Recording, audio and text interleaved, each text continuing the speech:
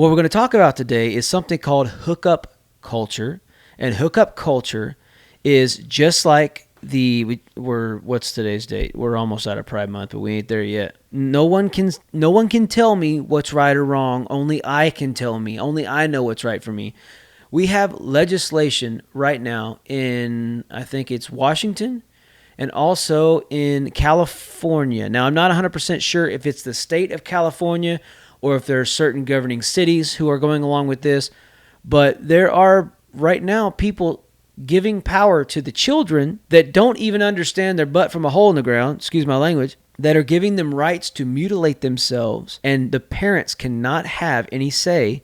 And the children are not even smart enough or has ever paid a bill in their life or ever been in a true actual relationship with friction. And they're telling the parents, the government is giving them sanction to mutilate their bodies. And I guarantee you the only way that this will be turned around and it will actually start to change is when it hits their pocketbook and they actually have to start giving money back to those that they've done wrong. That's 100% how that's going to end up playing out, because no one wants to listen until it ends up affecting their money, until it starts affecting their lifestyle. And so we're going to talk about hookup culture. Now, there's this YouTube channel, What Do You Mean? Now, I highly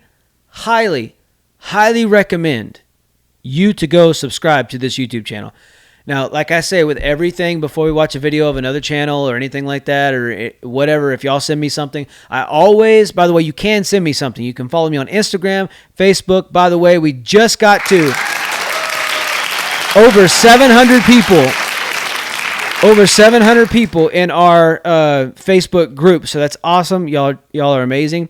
Just passed, let's see, right now is, let me go to my channel. We just passed 1,260 something subscribers. So thank y'all so much for that. Thank you for going and subscribing to the channel. If you don't know, this is live streamed on every platform. I do most of my stuff on YouTube. The way it's going, it may just be only Rumble. If you know what Rumble is at all, it's another platform that's more of a free speech type deal where you don't get censored by saying the wrong words. Like they can take my video down and give me a mark and demonetize. If I'm making money on YouTube, which I'm not a big enough channel yet, but if I was and I said the wrong word they didn't like, they would immediately take that income from me.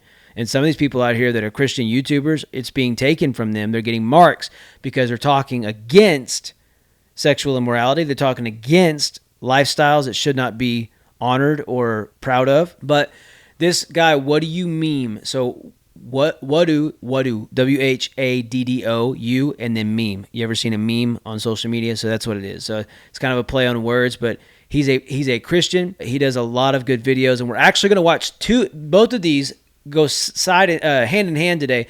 Two of these videos that he has recently put out, and we're going to watch them. And the first one we're going to watch, let's see. You ever heard of Kim Kardashian? Okay. If you've been alive and on social media at all, you probably heard of her. I have no answers of why they're famous. I don't know. I don't have a clue. I don't know what they really do. I don't care. They love drama and they get on my nerves. But this video is specifically about them, and it's about hookup culture. And he has some very good points here in this video. So a few points of why hookup culture is bad. Why is it toxic for our culture? Why is it toxic for the church? We have people in the church that do this. Not, as far as I know, not in my church. It's a smaller church, so I can usually know everybody's business. But the larger churches where people can just go and disappear, like they can just do whatever. Some people will divisively go into church to find people to sleep with because I guess they want people that's not been tainted so much, or they want somebody with less experience, or they want to come in and dirty the water up. I don't know what the deal is with that, but it's always drawing to us humans to do something that we're afraid we're going to get caught, like we're not supposed to. It's in our nature. I mean, Adam and Eve fell because they did something they were not supposed to. It was alluring to them, and they thought on the other side it was going to be better, but it ended up being all of our destruction.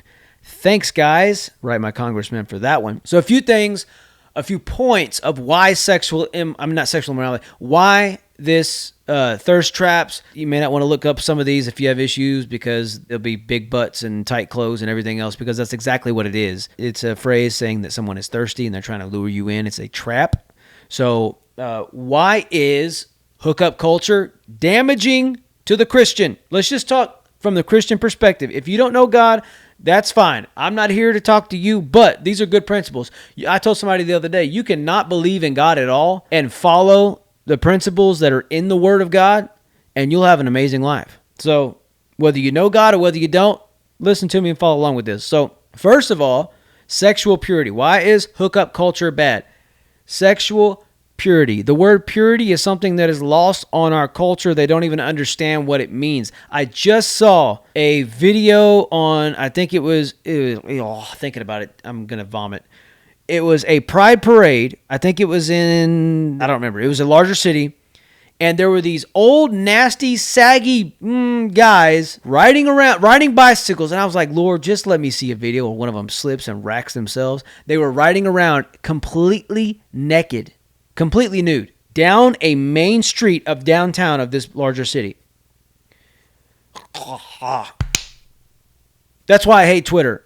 That's why I deleted it off my phone, because they don't censor anything. And it was the actual, do not look it up. I'm just saying it was disgusting. I'm going to gross myself. Sorry to me, y'all, to see me gross out like this, but it started playing back in my head and I can't get it out. And they're proudly going down this main street on bicycles. This old dude walks by this young girl. And I'm not saying young girl is in like 18, 19, 20. I'm saying young girl is in like 5, 6, 7, and he, in his little whitey tighties, disgustingly bends over in front of her and like twerk. Well, it was a sad excuse for a twerk, not that I'm judging, but bro done got no moves. That's probably why he turned gay. Anyways, that was rude. I apologize. It was disgusting, but he did it in front of a girl. And then I saw another video where, now I didn't see their lips say it. When other people passed by, it was different, but they were saying that we're coming for your kids. Y'all, we're in a war. And I know we get upset with people we see in front of us, but this is a spiritual war. And if you've been in church or have been discipled at all, you understand exactly what I'm talking about. But the reason hookup culture is bad is because sexual purity. The Bible emphasizes sexual purity, often promoting abstinence. We don't like that. People don't like that word anymore. Why? Because we feel like somebody's telling us something that we're in control of our bodies. And that's the problem. Sexual sin is actually labeled in the Bible as one of the most egregious sins because it's sinning against our body, the temple of the Holy Ghost. It leaves damaging scars for the rest of your life, even though you maybe wish you didn't. Because our bodies, like 1 Thessalonians 4, 3, and 5, it says, it is God's will that you should be sanctified, that you should avoid sexual immorality, that each of you should learn to control your own body in a way that is holy and honorable. I watched this YouTube channel. This guy named is Ruslan, and he interviewed this guy that is now a pastor, but used to be he was in the porn industry. And he talks about how he kind of got sucked in. He was wanting to do acting. He was doing a little bit of modeling, and he moved out to LA.